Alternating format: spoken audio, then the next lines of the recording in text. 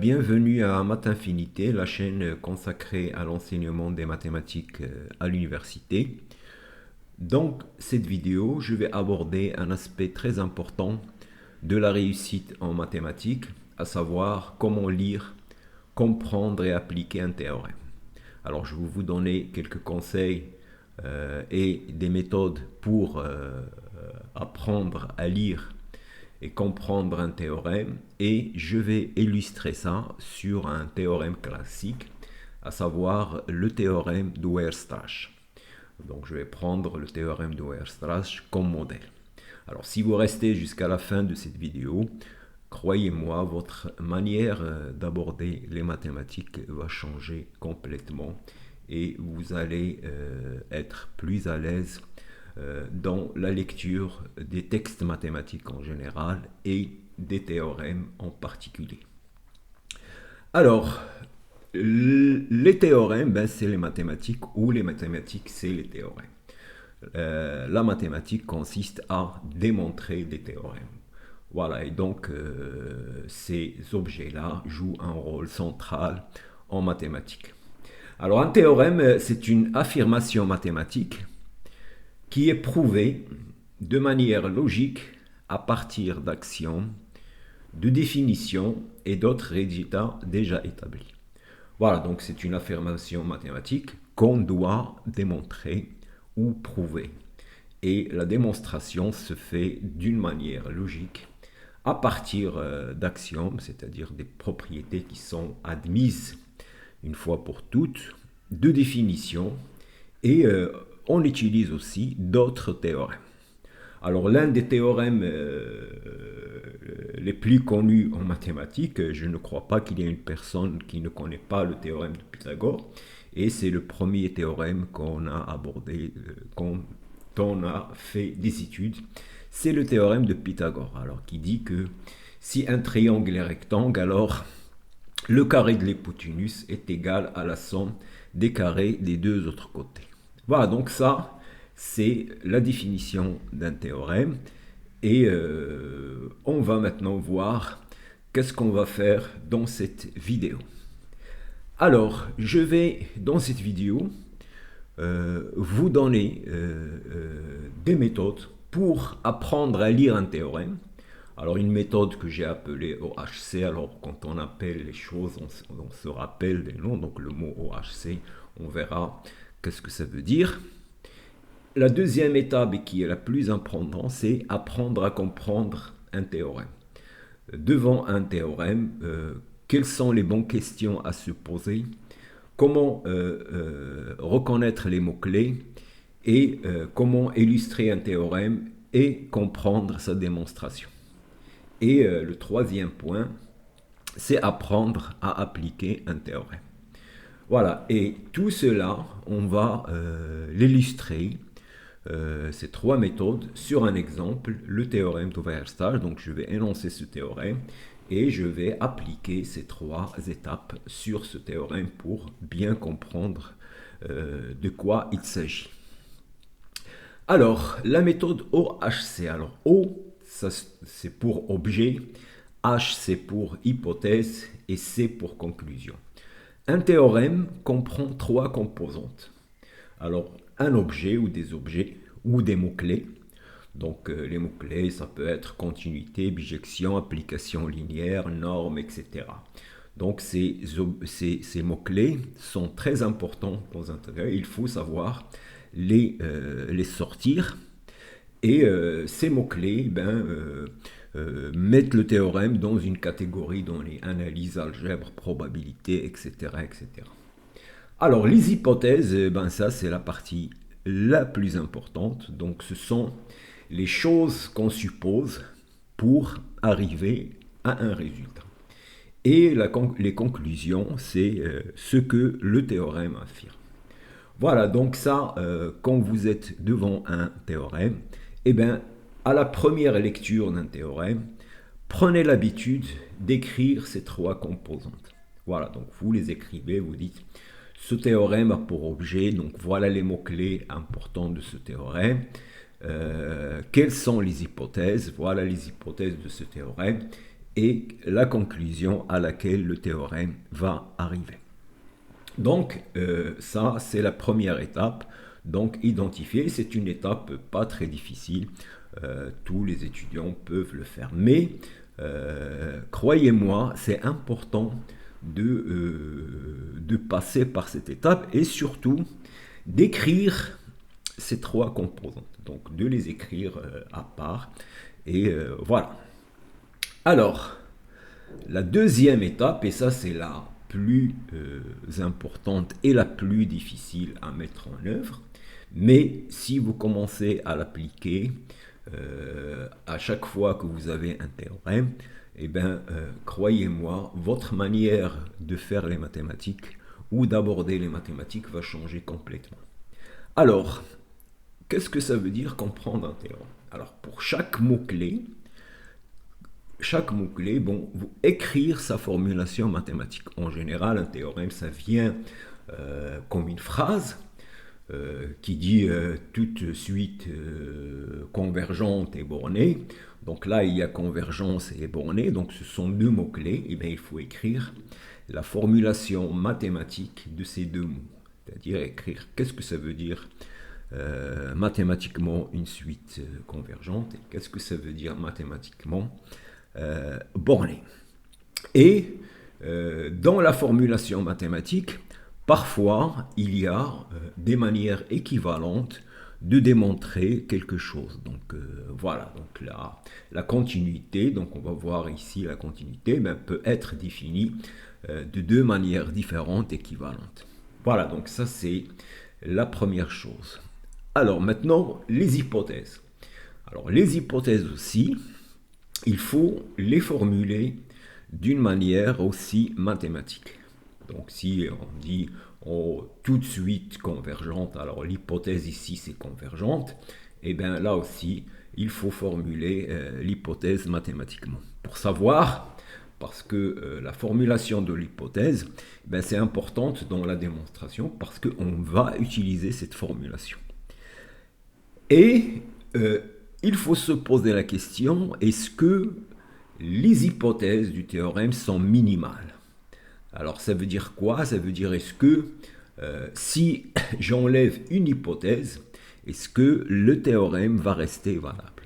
Ça aussi c'est important. Et si ce n'est pas le cas, essayez de trouver des contre-exemples où si on enlève une hypothèse, la conclusion du théorème n'est pas vraie. Donc par exemple, dans l'affirmation tout de suite convergente et bornée, eh bien, il faut sortir une suite qui n'est pas convergente et donc pour laquelle la conclusion n'est plus valable, c'est-à-dire qui n'est pas bornée. Voilà, donc, par exemple, vous pouvez prendre la suite n, c'est une suite qui n'est pas convergente et n'est pas bornée. Alors ça, c'est important. Voilà, donc de questionner les hypothèses et de voir leur minimalité. Et troisième chose, c'est illustrer le théorème sur un exemple. Donc prendre un exemple qui illustre le théorème de votre part, donc créer un exemple où les hypothèses du théorème sont valables et donc la conclusion est aussi valable. Donc par exemple, ici, vous prenez la suite 1 sur n, ben, c'est une suite convergente, il est borné, il est comprise entre 0 et 1.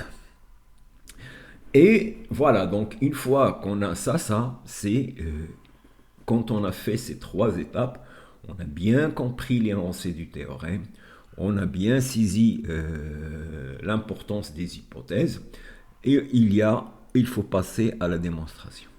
Et donc dans ce cas-là, il faut commencer à réfléchir à la démonstration, c'est-à-dire identifier un raisonnement mathématique qui peut être utilisé pour démontrer le théorème. Donc par exemple, si c'est une implication, alors on peut parfois montrer la contrapose et dire est-ce que je peux montrer par exemple la suite n'est pas bornée entraîne que la suite n'est pas convergente par exemple. Voilà. Et voilà, donc en réfléchissant, est-ce que je vais utiliser un raisonnement par l'absurde, etc., etc. Et une fois que tout ça a été fait, il faut lire et comprendre la démonstration et l'idée de la démonstration et les techniques utilisées. Alors ça, croyez-moi, si vous avez fait les étapes 1, 2, 3 et 4 correctement, lire la démonstration va devenir très simple. Pourquoi? Parce que dans la définition, vous allez utiliser les formulations mathématiques des hypothèses et des mots-clés. Donc vous allez voir dans la démonstration où on a utilisé les hypothèses. Et donc pour vous, lire la démonstration va devenir simple. Voilà, donc ça, c'est cette partie-là sur laquelle vous devez vous concentrer si vous voulez améliorer votre maturité mathématique et votre manière de faire les mathématiques. Voilà, donc tout ça, comprendre un théorème, eh ben, il va vous obliger à revoir certaines définitions et résultats antérieurs, parce que pour reformuler les hypothèses et les mots-clés, donc vous êtes obligé de revenir aux définitions, de voir, de se rendre compte que certaines définitions ne sont pas très claires dans votre tête, ou vous ne savez pas qu'est-ce que c'est qu'une suite convergente, etc., etc. Et à travers la démonstration, vous allez apprendre une démonstration en général. Ça développe des nouvelles techniques et des méthodes de raisonnement et de démonstration. Voilà, donc c'est ça le cœur de l'activité mathématique. Voilà, alors maintenant, on va passer aux applications. Alors donc, pour appliquer un théorème, bien sûr, il faut d'abord le comprendre. Et donc, l'étape précédente est très importante. Donc, quand vous avez fait l'étape précédente d'une manière, de la bonne manière, eh bien, vous savez quelles sont les hypothèses du théorème. Et dès que les hypothèses du théorème sont réunies, eh bien, vous pensez à l'appliquer. Voilà, et un théorème, sa puissance réside dans ses applications. Voilà, donc par exemple, si vous prenez le théorème des accroissements finis, il a énormément d'applications. Vous pouvez l'utiliser pour montrer des inégalités, pour étudier les suites un plus 1 égale à f de un, et montrer certaines inégalités. Donc il y a toute une liste de situations où le théorème des accroissements finis, par exemple, peut être appliqué. Et ça, vous allez l'apprendre à travers les exercices. Mais le plus important, c'est que une fois que vous avez compris le théorème, eh ben, dès que vous êtes dans une situation où les hypothèses du théorème sont valables, eh ben, la première idée qui va vous venir à l'esprit, c'est d'appliquer ce théorème. Voilà, donc ça passe bien sûr par la compréhension du théorème. Voilà, alors maintenant, on va illustrer tout ça sur un exemple, le théorème de Weierstrass. Alors le théorème de Weierstrass, c'est un théorème très important en analyse qui dit que toute fonction continue sur un intervalle fermé borné est bornée et atteint ses bornes. Donc voilà, donc il y a alors les mots-clés ici. Donc l'objet, c'est l'analyse réelle, donc c'est l'étude des fonctions. Il y a fonction continue, fonction bornée, voilà, donc ça c'est les mots-clés, et atteint ses bornes. Donc voilà, donc ça on a identifié. Et l'hypothèse, c'est continu, il y a deux hypothèses, c'est continu et sur un intervalle fermé borné. Voilà, la continuité et un intervalle, ce sont les deux choses importantes, les deux hypothèses importantes. Et la conclusion, f est borné et atteint ses bornes. Voilà, donc maintenant, on a appliqué la méthode OHC, on a identifié l'objet et les mots-clés du théorème, on a identifié les hypothèses et on a identifié la conclusion du théorème. Alors maintenant, tout ça, ça reste des phrases qu'il faut maintenant comprendre, c'est-à-dire passer à l'étape de la compréhension. Et pour cela, il faut écrire, formuler mathématiquement tout cela. Donc voilà, on passe à la deuxième étape, la formulation mathématique des mots-clés. Alors il y a la continuité. Une fonction continue sur un intervalle si pour tout point dans cet intervalle, la limite lorsque x tend vers f0 de f de x égale à f de x0. Mais il y a aussi une formulation équivalente avec les suites. Et cette formulation avec les suites, elle est très très importante et très pratique, qui dit que pour toute suite xn qui converge vers x0, la suite f de xn converge vers f de x0. Voilà, donc ça, c'est faire cette formulation mathématique de la continuité, soit utiliser cette première définition, soit utiliser la caractérisation avec... Alors bien sûr, on peut aller plus loin et écrire qu'est-ce que ça veut dire la limite. Hein. Mais pour le moment, on va rester à ce niveau-là. Donc on a formulé la continuité. Et si on a bien compris le cours sur la continuité est donnée par deux définitions équivalentes. Donc là, je mets l'accent sur les formulations équivalentes des mots-clés. Alors il nous reste f borné atteint ces bornes. Alors f borné atteint ces bornes, ça veut dire que les bornes, l'inf des x, des f de x et le sup des x, sont atteints dans le sens qu'il existe alpha et bêta, tel que f de alpha c'est l'inf et f de bêta c'est le sup. Alors, être borné, ça veut dire que l'inf et le sup sont finis, mais atteint ces bornes, c'est plus fort. L'inf et le sup sont atteints par deux valeurs. Donc ça, c'est important d'écrire. Voilà, donc on a formulé mathématiquement les mots-clés de ce théorème. Alors maintenant, l'importance des hypothèses. Alors il y a deux hypothèses, la continuité de f et le fait que l'intervalle est fermé borné. Donc là, on peut se poser la question, est-ce que ce théorème va rester valable si j'enlève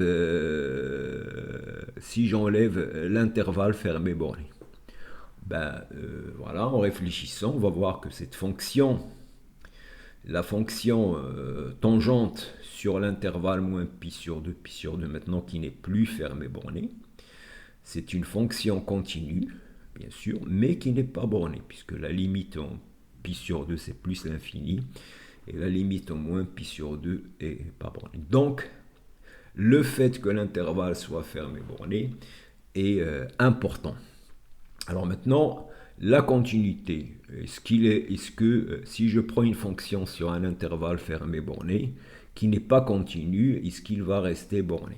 Eh bien là aussi, la réponse est non, puisque si vous prenez cette fonction-là sur l'intervalle moins 1, 1, qui vaut 1 sur l'intervalle moins 1, 0, voilà, et qui vaut 1 sur x sur 0, 1, ici 0 ouvert. Alors vous voyez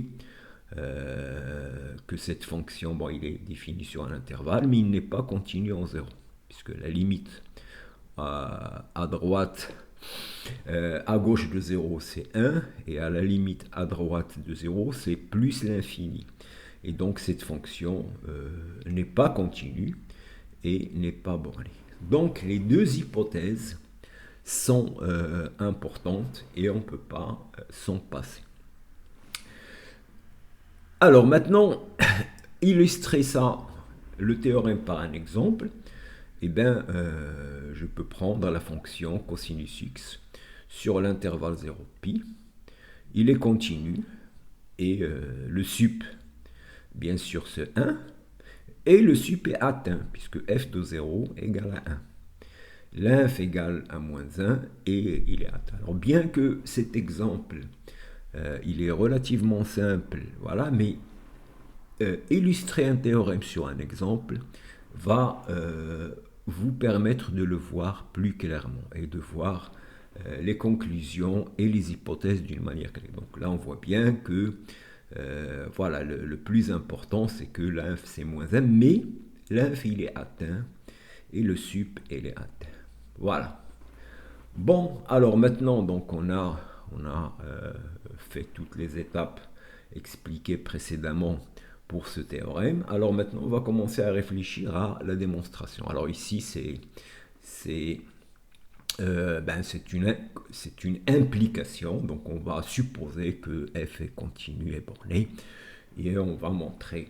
Alors ici, il y a quelque chose d'important, c'est le fait que la fonction soit continue sur un intervalle fermé borné. Et on peut se demander quels sont les résultats que je connais qui sont valables sur un intervalle fermé borné. Et là, il y a un théorème. C'est le théorème de Bolzano-Weierstrass, qui va dire que tout de suite sur un intervalle fermé borné, admet une sous-suite qui converge vers un point dans AP. Voilà, donc la continuité. Et en réfléchissant à ce théorème et en remarquant que l'hypothèse l'intervalle fermé borné est importante, on peut se dire est-ce qu'il y a un autre théorème qu'on a vu et qui utilise le fait qu'on soit sur un intervalle fermé borné? Et bien justement, c'est le théorème de Weierstrass. Et maintenant, avec ça, vous remarquez que ce qu'on a fait jusqu'à maintenant, c'est complètement différent de l'approche qu'ont la plupart des étudiants, c'est de prendre le théorème de Weierstrass et de dire toute fonction continue f est bornée atteint ses bornes. Et de lire cette phrase comme ça sans comprendre. Voilà, donc vous voyez qu'on a travaillé sur l'énoncé de ce théorème, on a rappelé la notion de continuité, on a rappelé qu'est-ce que c'est que borné, et on a relié tout ça à d'autres théorèmes. Alors avec ça, la démonstration va se faire en 3 lignes. Alors, aussi, on a besoin, il y a la notion de borne supérieure et de borne inférieure. Alors le sup, aussi la notion de borne supérieure et de borne inférieure est importante en analyse. Et il y a 3 manières de caractériser la borne supérieure et la borne inférieure. Alors la première caractérisation de la borne supérieure, c'est de dire que la borne supérieure, c'est le plus petit des majorants. Donc pour montrer que m égale à sup de a, vous devez montrer que m est un majorant et de montrer qu'il est supérieur à tous les majorants. Alors il y a une deuxième caractérisation avec les epsilon, quel que soit epsilon, il existe un élément de A compris entre m-epsilon et m-epsilon. Et il y a une caractérisation avec les suites qui est très importante, c'est que m égale sup de A si m est un majorant, et il existe une suite de points de A qui convergent vers F. Et bien maintenant, avec ça, on a tout ce qu'il faut pour démontrer ce théorème. Et la démonstration, le sup, il va exister une suite qui converge vers le sup, donc une suite de la forme f de xn. C'est la caractérisation de sup que je dois donner. Maintenant, cette suite, il est dans l'intervalle AB, donc il va admettre une sous-suite convergence. Donc je peux, quitte à changer la suite en une sous-suite convergence, je peux supposer que la limite de xn égale à b, théorème de 1 là. Et maintenant, j'utilise la caractérisation de la continuité par les suites. J'ai la limite de xn égale à bêta, f de bêta égale la limite de f de xn égale le sup. Et donc j'ai montré que le sup est atteint. Et je peux faire bien sûr la même chose avec l'inf. Voilà. Donc voilà, donc on arrive à la fin de cette vidéo.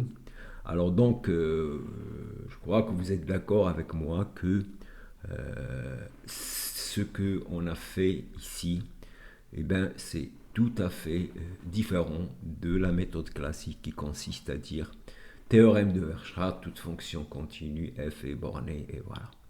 Et il faut, donc si vous prenez dans chaque chapitre, vous prenez le temps, il y a un théorème, vous prenez le temps d'appliquer la méthode que j'ai exposée dans cette vidéo à chaque théorème, croyez-moi, votre manière de faire les mathématiques va changer complètement et vous serez étonné des progrès que vous allez faire en mathématiques.